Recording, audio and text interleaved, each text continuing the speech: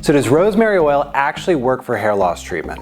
Hi, my name is William Gaunitz. I am a fellow with the World Trichology Society, and I have been helping people regrow hair for over 21 years. So I get this question almost on a daily basis, whether it be via Instagram or YouTube or press reaching out going, hey, does rosemary oil actually do anything for hair loss? But when you look at the clinical data, you see some sort of inclination that it could be helpful. So there was a study back in 2015 that actually compared a group of men only who were using 2% minoxidil twice daily, as well as a group of men using rosemary oil twice daily. Now, 2% minoxidil is not very efficacious, and over a course of 6 months, you actually compare these two groups and you see a 1% improvement with 2% minoxidil, and you also see a almost 7% improvement with rosemary oil. So now you look at that and you go, okay, well, that is clinically significant. So does this actually roll over to something that would be helpful for most people? Rosemary oil, in my opinion, does 0 for DHT. So when you're looking at the overall reasons for hair loss, you have DHT, you have nutrition, and you have inflammation. And some of the nutritional components and DHT components may actually aggravate inflammation.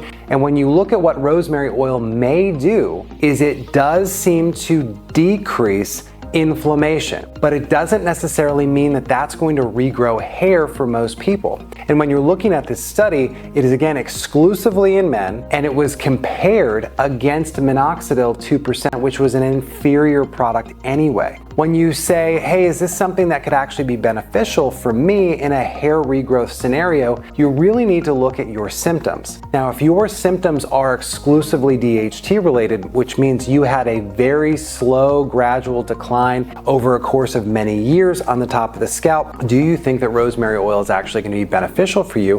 I would say probably not. But if you do have some type of itching, burning, scalp irritation, which is indication of microbial overgrowth, it is an indication that you have inflammation actively influencing your hair follicles, I think that rosemary oil could be beneficial, but that is not the only oil that you should be using if that is in fact the case. When you're looking at essential oils, there is a wide variety of different botanicals and essential oils that could be very positive if you're dealing with inflammatory hair loss. So I use a particular blend of essential oils in my topical solution on a nightly basis. I also have blended it into an anti-inflammatory topical solution that I recommend for people with COVID-related hair loss, as well as a universal anti-inflammatory topical for people who are suffering from hair loss across the board. When you're going out and you're saying, hey, I'm going to use these essential oils too because Will thinks they're good and he's seen them work in the clinics, then you're going to look at this particular group, and there's 5 of them.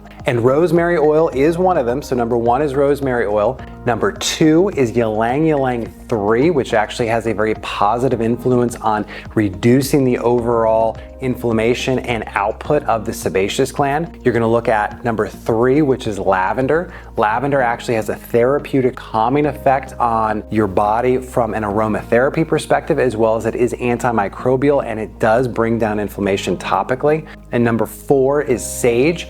Sage is a very powerful antiseptic topical application. And then my final essential oil recommendation topically is actually red thyme. Red thyme actually has a positive anti-inflammatory impact, but it also has a therapeutic immune balancing aromatherapy aspect to it as well. So when you look at all of those different essential oils, they all have different aspects that are going to be beneficial for your hair, that are going to help support hair regrowth when you're using them in conjunction with other items. I would never rely upon just essential oils to regrow your hair, but it is a positive adjunct. There's actually a product called the Follow Growth Follicular Performance Serum, which I've added that blend of essential oils into.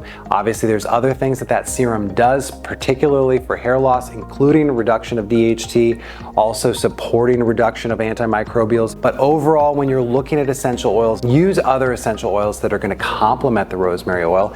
And certainly do not believe the hype that magically rosemary oil is just going to regrow your hair after losing hair for 10, 20 years, because that's just simply not possible. But if you've got questions, go ahead, put them in the comments. I'm happy to help in any way.